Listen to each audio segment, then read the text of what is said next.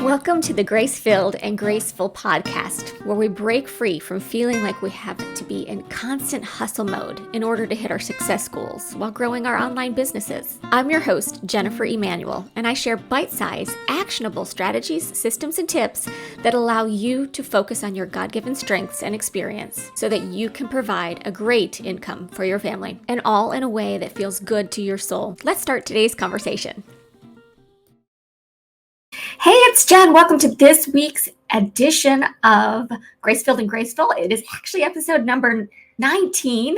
Welcome to the podcast. And let me tell you what you're in store for. If this is the first time you've been listening to the podcast here, Grace-Filled and Graceful, check us out next week, because at the end of every podcast, I give a shout out to the new cities that have joined us. So I give a shout out to all the cities that have joined us and kind of give a special highlight to the cities that are new in our group. If you would love to get a personal shout out, be sure that you click below so that you join us over at our Grace-Filled and Graceful Facebook group.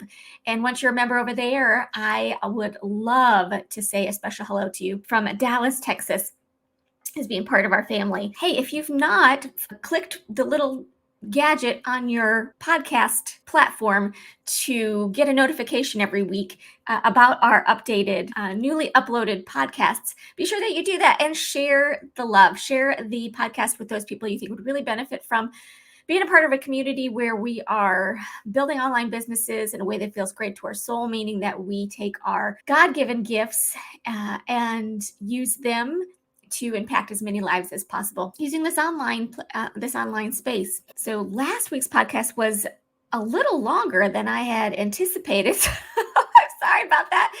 If you guys are used to a shorter podcast, today actually will be a little bit shorter. It's been a busy week here. We have some fun new things come into play, and I've been spending more time on that. Today is going to be just slightly shorter, but let's get started with our first segment, shall we? So every week I love to share a little bit about some upcoming holidays because I think that there's some really great conversation points here. And if you're like me and sometimes have a hard time coming up with things to talk about, especially if you don't want to talk about the news, or maybe you prefer to listen and you're not a big talker, I wanted to slip some of these holidays. Some of them may be silly, but some of these holidays, some information about these holidays out so that you can use them in everyday conversation. And it's interesting because if I find something like I have a friend who is a hypnotherapist, and a couple weeks ago it was Hypnotherapy Day. And so I said, well, happy Hypnotherapy Day. And she didn't even know it existed. And so I thought, well, this is perfect because it gives us something to connect over. And it also gives her something to benefit her business, to bring information to the people that she's willing to serve. So let's talk about this week, 11th of February. It's National Latte Day. February 11th is also National Make a Friend Day. Oh, that's wonderful. February 11th is Inventors Day. We have some inventors in my family. February 12th, Lincoln's birthday. Abraham Lincoln. I grew up in Illinois, and Lincoln is a big part of the Illinois history. So we spent a lot of time in celebrating him over in Illinois. February 13th is the International Friends Day, which is interesting. The 11th is Make a Friend Day, and the 13th is International Friends Day. So we're bringing it internationally. It's also Cheddar Day. Being from the Midwest, I am a fan of cheese curds. And the 12th is also a new holiday that started within the past 5 years, Galentine's Day. So that's when I believe you get together with girlfriends and celebrate kind of a girls' night out kind of a thing. Okay, February 14th is Valentine's Day. It's Read to a Child Day. And if I didn't learn anything as I was becoming a parent, I learned that it's just so important on so many levels for so many reasons to have that special time with the kiddos daily. And the 14th is also International Book Day. For a while there, I switched from books to just downloading like on a Kindle and reading that way, although it was mainly my phone, because I wanted to get rid of clutter and have space in my house. And I really missed holding it in my hand, holding the books in my hand. So I have started to get books again. I think I listed in a different podcast my my strategy of actually buying a book, having to go through several channels first, including going to the library and seeing if I like it first. And then if I like it, then I go to a used bookstore to see if they have it. Or there's also a website called Abe's.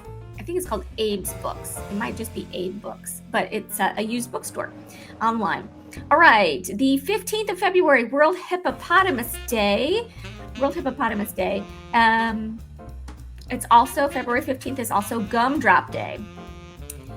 And we are at our next state in the celebration of state days, Wisconsin Days, February 15th. So if you know somebody that you love with an online business that would really align with what we believe in, go ahead and share this podcast with somebody in Wisconsin and have them not only listen to this one, but also next week so that they can hear their city shouted out. And since I am from the Midwest, I know a bunch of the cities in Wisconsin.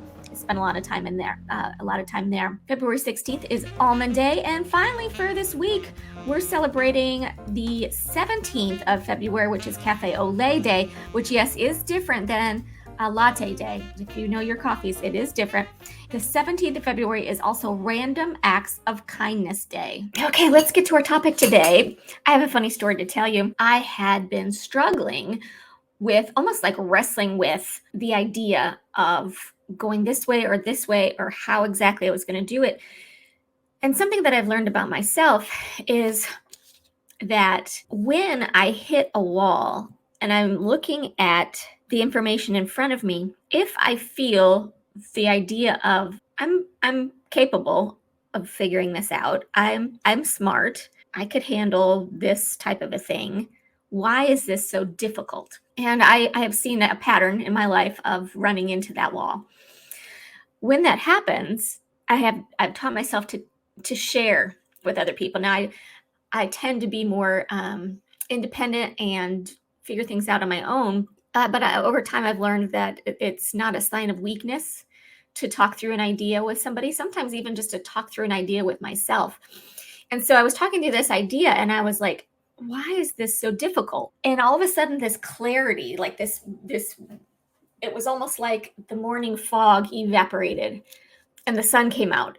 And all of a sudden I was like, this is so easy. Why was I complicating it? So that's where I found myself the other day.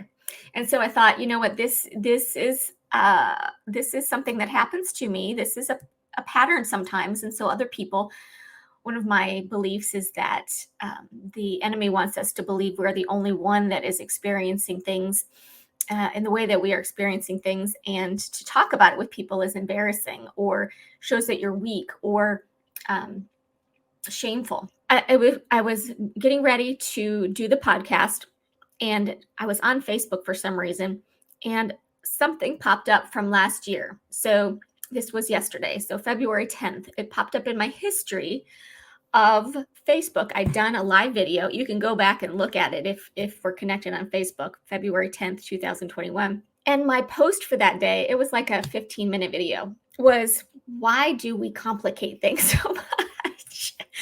And I thought, oh my goodness, what not perfect timing. What is it about the beginning part of February that I feel things get complicated? I don't know. But before that happened, before that the notification of this is what you were doing last year at this time popped up, of course I started to do research. It was the very same day that I had the aha moment and there was clarity. I was like, what is it? There has to be something that makes us think that things that are complex are the way to go. And believe it or not, in fact, I will post the 3 stories.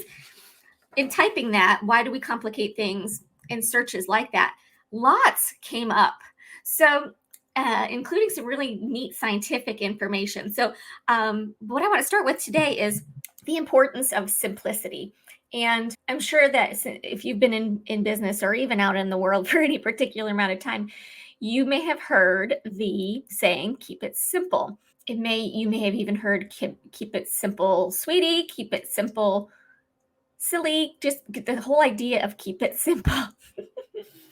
And so my time in the direct selling world, where I grew up for 20 years, that was one of the big sayings in the company, was keep it simple. And I can understand why that was taught and why it was kept. I believe the company's been around for 50 years. Why it was taught by the founder and why it has lasted for so long, because when a leader is teaching a student or somebody on their team, we in general want to move the group together. And the more simple we can keep the goal, the faster and the more effective the group would work toward solving the problem together, moving forward together. And part of the whole keep it simple, the keep it simple thought process with my time with the 20 years there, from the leadership perspective, was always talked about. When you're keeping it simple, you keep it attainable. More people believe that they can do it if it looks simple. Then the next thing from a leadership standpoint is it's teachable. You're not trying to teach people that you lead really complex things, because chances are, if they're just learning these things, they aren't as deep rooted as you are. And sometimes when we've been doing something for a long time, we have grown roots in that. We've learned the many layers of things. But in general, if you are working with a group of people who are newish to the situation, we want to keep it simple to start teaching them the first top layers of whatever it is that we're teaching them. And then finally, transferable was a word we used a lot. The skills are transferable, meaning that with children, for instance, they see you make an egg. They like the way the egg tastes. They ask you to make them an egg, and you do it because physically they're not able to do it. And then eventually you say, hey, you've loved me making eggs for you for 10 years, whatever, for 8 years, 7 years. Let me show you how to make an egg. So you walk them through it, keep it simple. Then you watch them do it. You supervise them. And then you kick them out of the nest with the egg making. They can make their own eggs, right? So the simplicity transferable. And when things get complicated, it's much more difficult to transfer that skill. So I've been talking about these things about simplicity from the leadership standpoint. And this is, as you're growing your businesses online, it's not only the people that you're leading through your business, but as your business scales, as your business grows, the idea of building your support systems, your support team, they need to be led, starting at least, in a very simple manner. So I was like, I'm not the only one that feels this way, because the Google search brought up a whole bunch of things. And of course, I wanted to know why. And really, there was quite a few opinions of why people think this happens. So I took 2 of the opinions, but then I'm going to wrap up with some of the sciencey stuff, and I'll do my best to keep it interesting for those of you who just want the surface layer. But I found it so fascinating. So let's get started on one reason why we make simple things complicated. I thought that what I was seeing and feeling on the spiritual level broke down basically to fear. Something having to do with fear made me believe that more complex was always the way to go. I don't know if it was a pride thing or it was a ego thing, but I knew that love is simple, and it wasn't. What I was experiencing was believing that the complex was the best way to go. The Philippe, Denichaud, and John Parikhal, they wrote a blog called One Reason We Make Simple Things Complicated. And so this was one of the opinions of what people were thinking. Most things are simpler than they appear. We don't always see this because the human brain is a stimulation hog. It likes being busy. And so when I read this, my thought was, especially now that we live in the information age and we have so much information available to us, the first thing my brain thinks to do is when it hears of something that it finds interesting, is it wants more information. It wants to go deeper. And that can be a good thing, which we'll learn in just a little bit. It can be a good thing to start with, but it can very easily turn into a negative thing. And the more complexity that we're adding to our lives, the more hurried and stressed out and hustle-minded and fear-based, fear-run I believe we're going to be. It says the brain keeps busy by understanding, solving, deciding, debating, arguing, influencing, growing, whining. It's always working. And this means that even if something is simple, our brain concludes that it can't be that simple and proceeds to make it much more complicated, which adds more stimulation. It does this so that we can tell ourselves and prove to ourselves that it really was complicated, even though it was very simple. You see what I was saying by ego and pride? The brain's hunger for stimulation is why we are addicted to any technology that will provide us with more information faster. It explains the explosive growth of the smartphone, wireless, the internet, computers, Google, tablets, Facebook, email, and so much more. So I felt like confirmation. Why is things so complicated? I'm just going to research it. It's going to get less complicated when I get more information. Not with that case there. The next article that I'm going to pull from is from the Washington Post by Christopher Ingraham, dated April 16, 2021. Humans solve problems by adding complexity, even when it's against our best interest. So the article was talking about an experiment that researchers did in the Journal of Nature. The researchers showed that they revealed something fundamental about the human psyche, which I knew that it had to be the whole taking simple and making it complex. I knew there had to be a root. Like I knew it had to be in there. We tend to solve problems by adding things together rather than taking things away. Even when doing so goes against our best interests. So as humans, we try to figure out problems by adding more stuff instead of trying to eliminate things. So you can see potentially why so many people are in debt. So many people have houses full of garbage and they have storage units full of garbage. You can see why marketers are thriving on this fear. It's another reason why I love the way that we do business here is it's all about open-handedness and abundance, and it's fearless. I'm not using a bunch of tactics to get you to behave in a certain way. And I don't want you to do that for your business either, because it feels a heck of a lot better to do things business this way, use my talents this way, serve people this way, than it would me trying to make things complicated, figure out a way to make this work, brainstorming new ideas. The tendency to overlook subtraction may be implicated in a variety of costly modern trends, including overburdened minds and schedules. There's increasing red tape in institutions and humanity's encroachment on the safe operating conditions for the life of Earth. There's a variety of explanations for why we might favor addition over subtraction in problem solving. Numerical concepts of more and higher may map to evaluate concepts of positive and better. More is better. For instance, in many fields, it may be easier to gain recognition for creating something than for taking something away. The conclusion, I'll wrap up with this paper. People systematically overlook subtraction. That's what their focus is on this thing from the Washington Post. People systematically overlook subtraction. It's not that subtraction is always better. Adding and subtracting are complementary ways to try to improve things.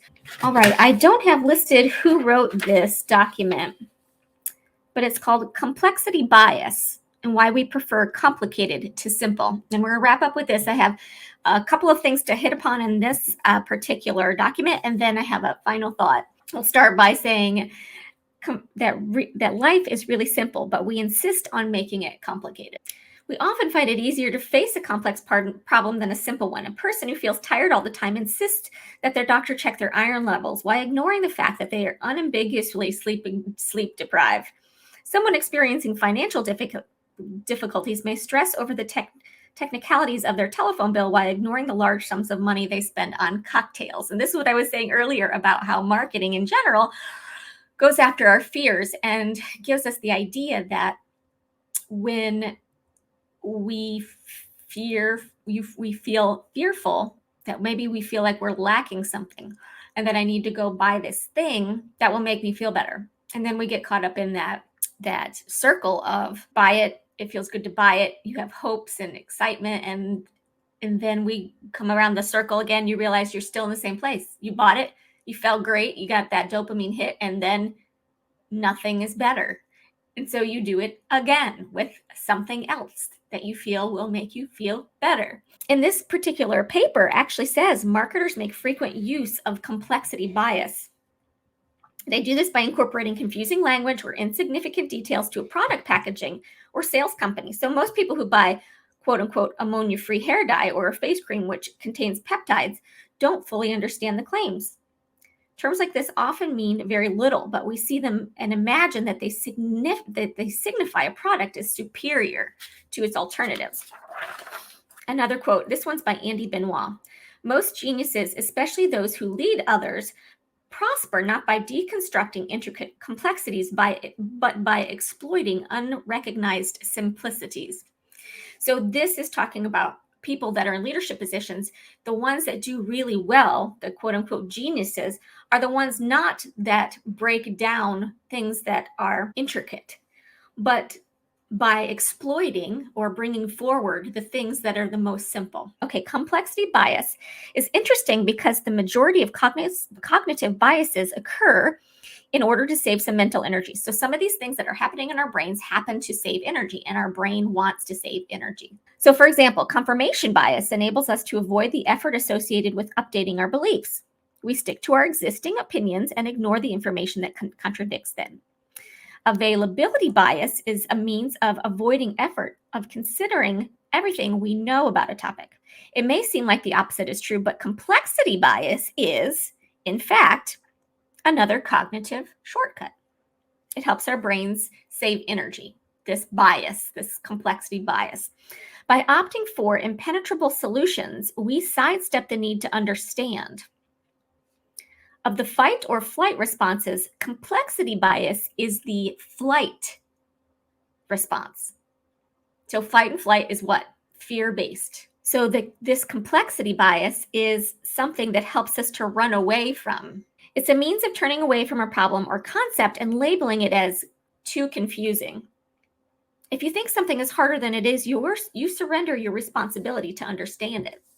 The more complex a task is, the more information we have about it means that the more complex it is. The brain sees, oh, lots of information, this must be complex. Often the understanding the fundamentals will get us most of the way there. So keeping it simple, understanding just the basic fundamentals will get us further than feeling like that we have to absorb all of this information. When we succumb to complexity bias, we are focused too hard on the tricky 10% and ignoring the easy 90%. There is another paper cited in this one called In Living with Complexity. It's by Donald A. Norman, and he has this quote, "We seek rich, satisfying lives, and richness goes along with complexity. Our favorite songs, stories, games, and books are rich, satisfying, and complex, and we need complexity even while we crave simplicity. Some complexity is desirable, and when things get too simple, they are also viewed as dull and uneventful." So are we opting for more complexity because simplicity, yeah, it's simple, but it's also boring? Psychologists have demonstrated that people prefer a middle level of complexity. Too simple and we're bored. Too complex and we're confused. Moreover, the ideal level of complexity is a moving target because the more expert we become in a subject, like leadership, we're in leadership, so we are more expert on the matter than the people that we're leading, the more complexity we prefer. This holds true whether the subject is music or art or detective stories or historical novels or hobbies or movies. Example right here. Coffee and tea start out simple as beans and leaves, and they must be dried or roasted and ground up and infused with water to produce the end result. In principle, it should be easy to make a cup of coffee or tea, so simply let the ground beans or leaves steep in the hot water for a while, separate the grounds and the leaves from the brew, and drink. Simple. But to the coffee or tea connoisseur, those people who got bored with that, they find coffee and tea to be so interesting that they want to be a leader in the coffee drinking, thus connoisseur. The quest for the perfect taste is longstanding. What beans? What beans? What leaves? What temperature water? How long? And what is the proper ratio of water to leaves or coffee? So what this paper is saying is that we are biased to complexity, and we went through some reasons why. But the main thing is that as optimal performers, we want some middle of the road complexity. Too much is too much chaos. Not enough is boring. And so for those of us in our industries that are given these talents, chances are, and this is coming full circle, chances are we thrive on the information. It is so interesting to us. These are our talents. These are our gifts. We're deep. We are, the talent connoisseur, whatever, name the talent, the connoisseur of this. But we have to remember, for those people that we're teaching, basic, simple is going to be the 90% that help them get to wherever they're paying us to lead them. Then it takes a turn here. It says the problem with complexity, and it gives an example of something that I have struggled with myself, the idea of the perfect morning routine. Imagine a person who sits down one day and plans an elaborate morning routine, motivated by the routines of famous writers that they've read about. They lay out their ideal morning and they decide they'll wake up at 5 a.m., they'll meditate for 15 minutes, they'll drink a liter of lemon water while writing in a journal, they'll read 50 pages, and then they'll prepare coffee before planning the rest of their day. Have you not read books that tell you to do this?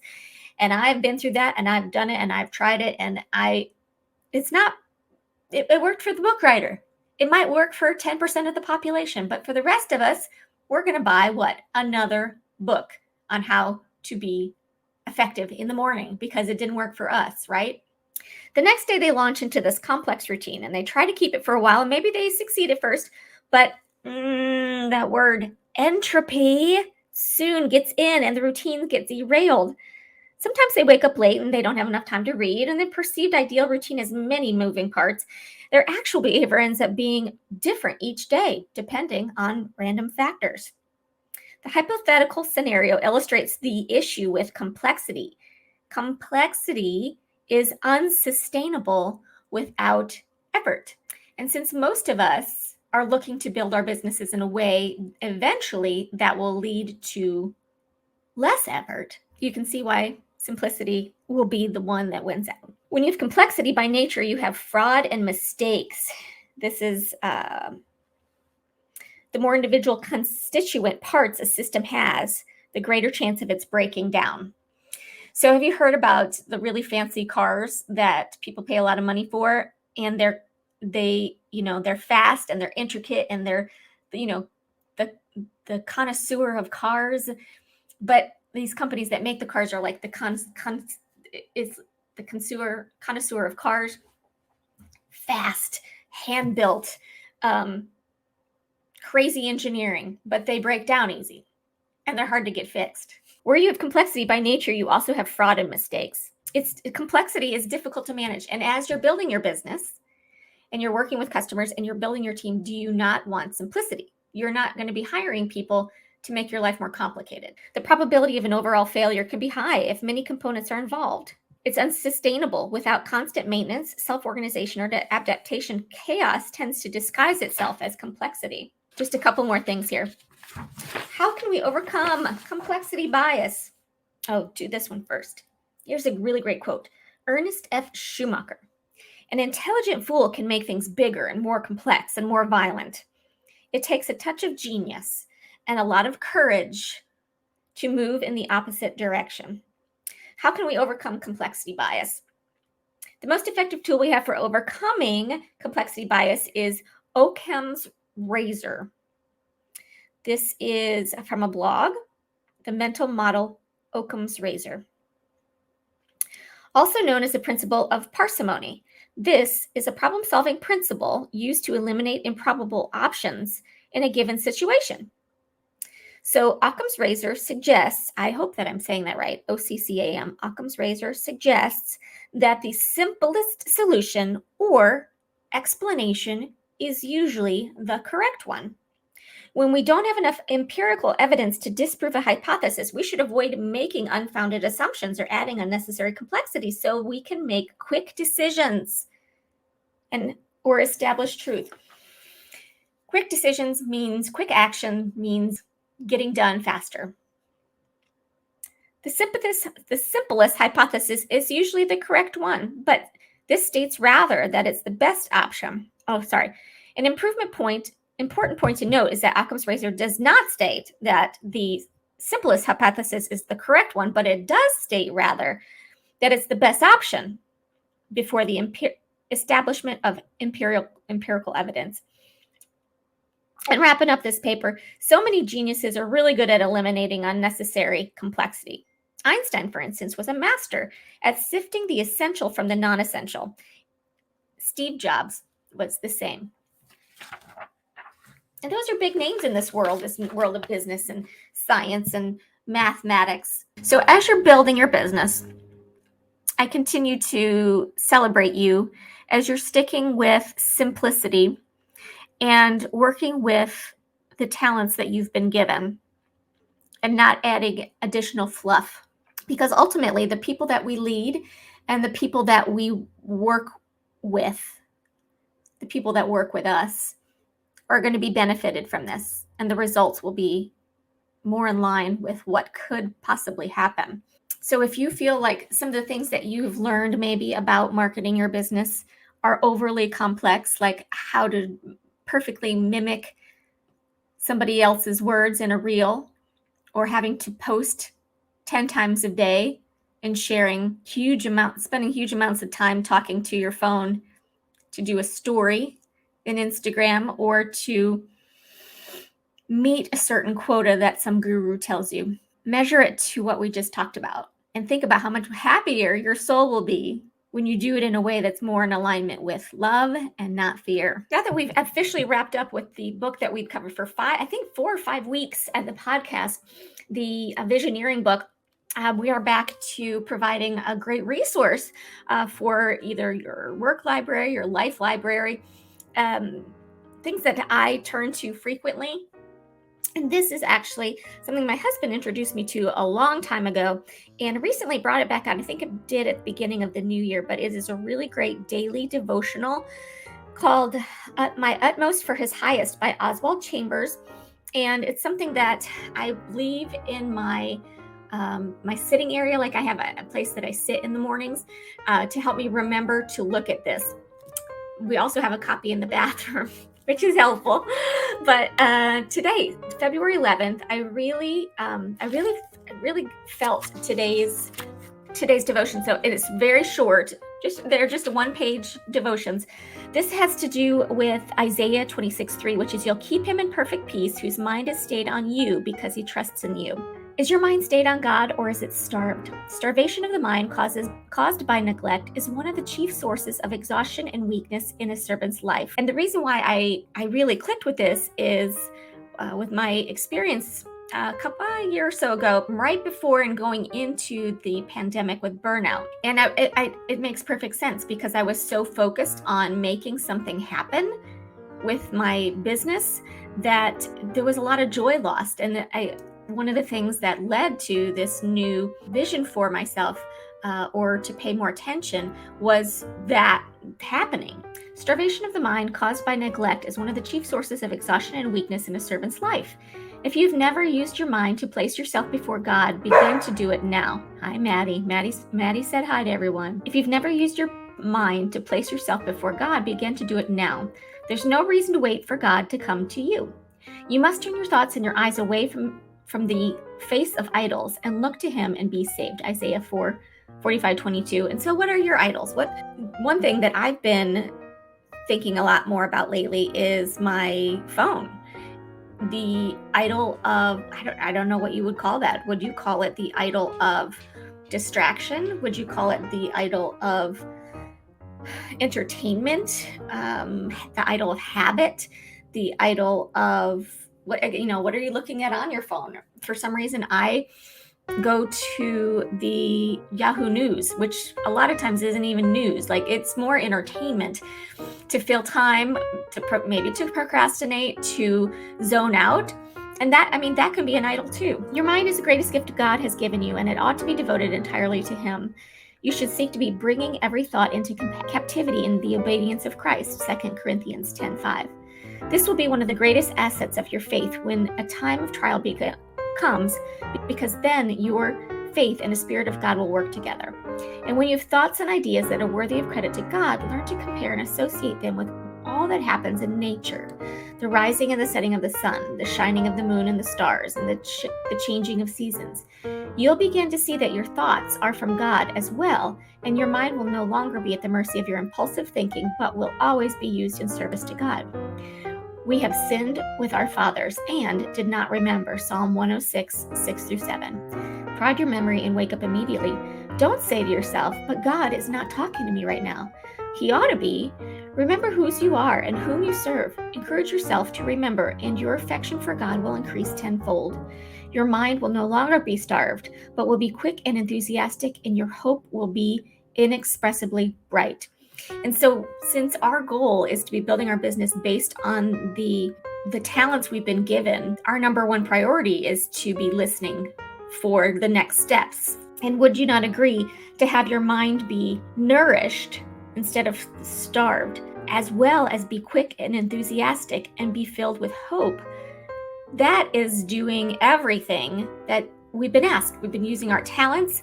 We've been attracting people because we're being salt and light, and we're following what he asks us to do. So this was a really great devotion for the day.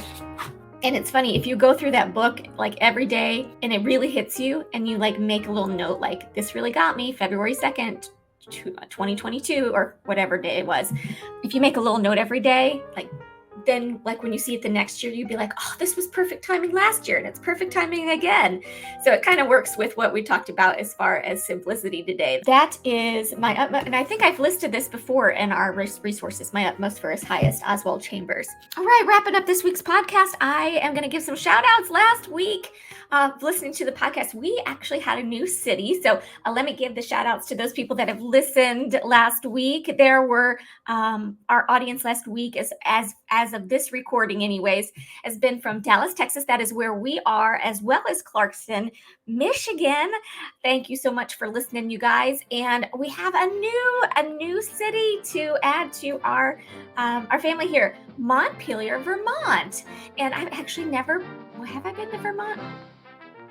No, I've never been to Vermont. I think the farthest north I've been is Massachusetts.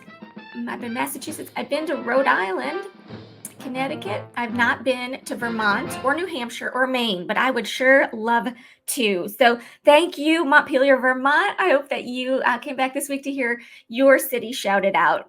And that'll wrap up our podcast for the week. Please subscribe and like and share and star our time together here on the Grace-Filled and Grace-Filled podcast. Here is to a great week. Happy Valentine's Day.